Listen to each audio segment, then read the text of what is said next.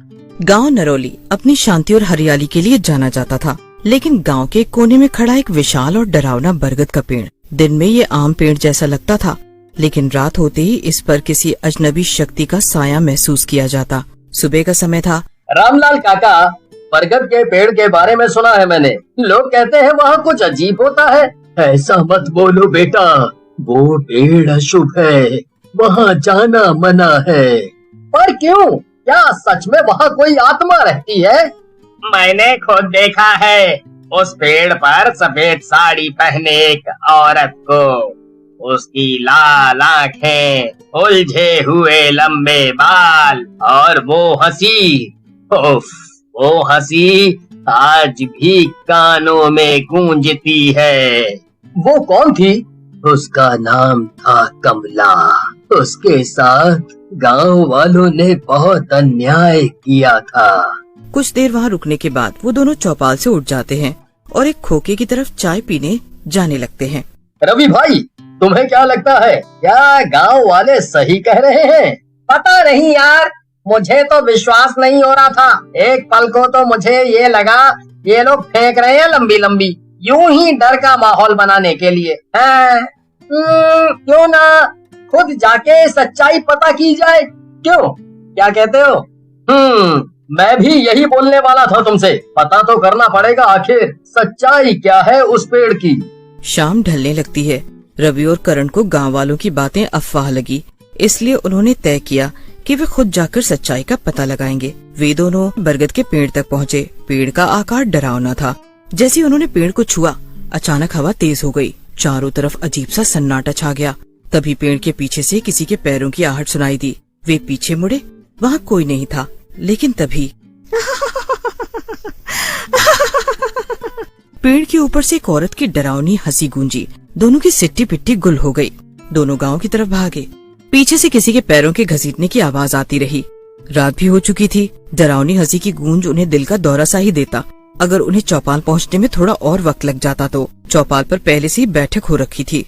रामलाल काका, हमने उसे देखा। वो सच में वहाँ है।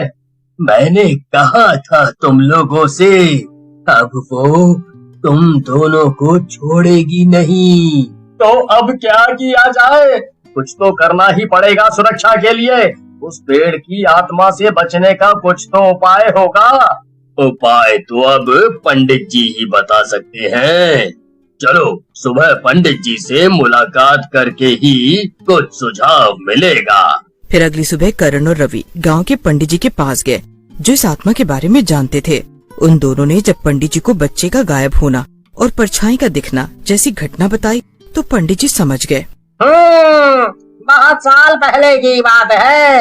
इस गांव में एक कमला नाम की औरत थी। कमला इस गांव की सबसे सुंदर लड़की थी, लेकिन गांव वालों ने उसे डायन कहकर जिंदा जला दिया था। मरते समय उसने श्राप दिया कि जो भी उस पेड़ के पास जाएगा वो उसे मौत के घाट उतार देगी। तो क्या वो अब भी बदला ले रही है? हाँ, और जब तक उसे मुक्ति नहीं मिलेगी वो आत्मा गांव वालों को सताती रहेगी। तो पंडित जी, कुछ तो उपाय होगा इस आत्मा से बचने का? हाँ है, तो चलो रात को सबको पेड़ के पास इकट्ठा होने के लिए कहो। मैं वहीं मिलूंगा पूरी तैयारी के साथ। फिर वे दोनों चले गए और पूरे गांव वालों को पंडित जी की सूचना दे दी। रात को गांव वालों ने हवन शुरू किया। अचानक तेज हवाएं चलने लगी। फिर से वही डरावनी हंसी गूंजी। पेड़ के ऊपर से कमला की आत्मा प्रकट हुई। तुम्हें लगा कि मुझे जलाने से मेरा अंत हो जाएगा? अब मैं और ताकत। तभी रामलाल काका का ध्यान पेड़ के पीछे गया। पंडित जी का शव पेड़ के पीछे पड़ा था। पंडित जी को इस आत्मा ने पहले ही मार दिया था। ये सब उसी का खेल था। कमला की आत्मा और जोर जोर से हंसने लगी। मुझे कोई रोक नहीं सकता। अब ये पूरा गांव मेरा होगा। गांव वालों ने मंत्रोच्चार तेज कर दिया। मंत्रोच्चारण पूरा होते ही करण और रवि ने हिम्मत करके गंगा जल आत्मा पर फेंका, जिससे कमला की आत्मा जलने लगी। नहीं, ये नहीं हो सकता। तभी अचानक तेज रोशनी हुई और पेड़ जल उठा। कमला की चीखों के साथ साथ उसकी आत्मा भी जल्द ही राख बन गई। गांव वालों को ये देखकर सुकून मिला।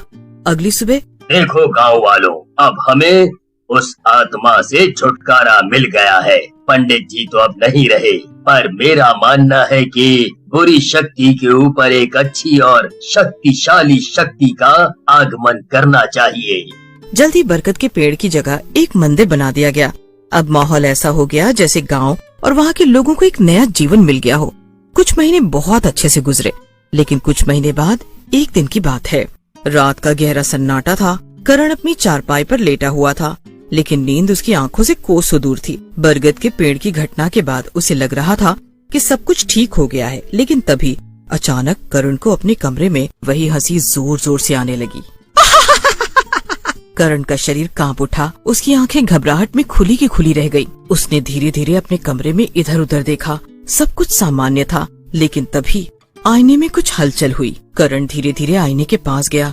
उसने उसमें खुद को देखा, पर ये क्या, उसके पीछे कोई खड़ा हुआ भी दिखाई दिया।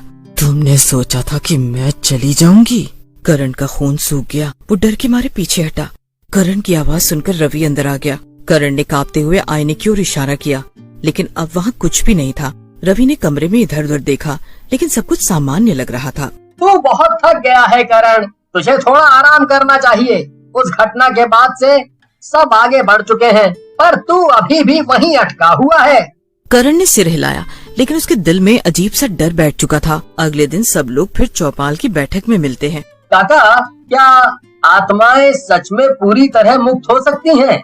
हाँ, बेटा, आत्माएं तब तक मुक्त नहीं होती जब तक उनका अधूरा काम पूरा ना हो जाए। तो क्या कमला का बदला अभी भी अधूरा है? करण और रवि ने सोचा कि उन्हें नए बने मंदिर में जाना चाहिए। रात के अंधेरे में दोनों छुपते छुपाते मंदिर में दाखिल हुए। वहाँ का माहौल अजीब था। चारों ओर घना सन्नाटा और अंदर एक अंधेरा कमरा था। वहाँ जमीन पर कुछ पुरानी हड्डियाँ बिखरी हुई थीं। ये तो लगता है कमला की हड्डियाँ हैं। मतलब उसका असली शरीर अब तक सही से दफनाया नहीं गया था, इसीलिए उसकी आत्मा मुक्त नहीं हुई। चारों ओर अंधेरा छा गया और फिर डरावनी हंसी आने लगी। कमला की आत्मा अब दीवार से बाहर निकलने लगी। ये आत्मा अब पहले से भी ज्यादा खतरनाक लग रही थी। तुम लोगों ने मेरी शांति भंग कर दी, अब तुम भी मरोगे। करण और रवि पीछे हटे, लेकिन दरवाजा अपने आप बंद हो गया। कमला हवा में उड़ते हुए आगे आई और रवि के गले पर हाथ रखा। करण को समझ नहीं आ रहा था कि क्या करे। तभी उसे याद आया कि गांव के मंदिर से गंगा जल लाकर छिड़कने से आत्माएं भाग जाती हैं।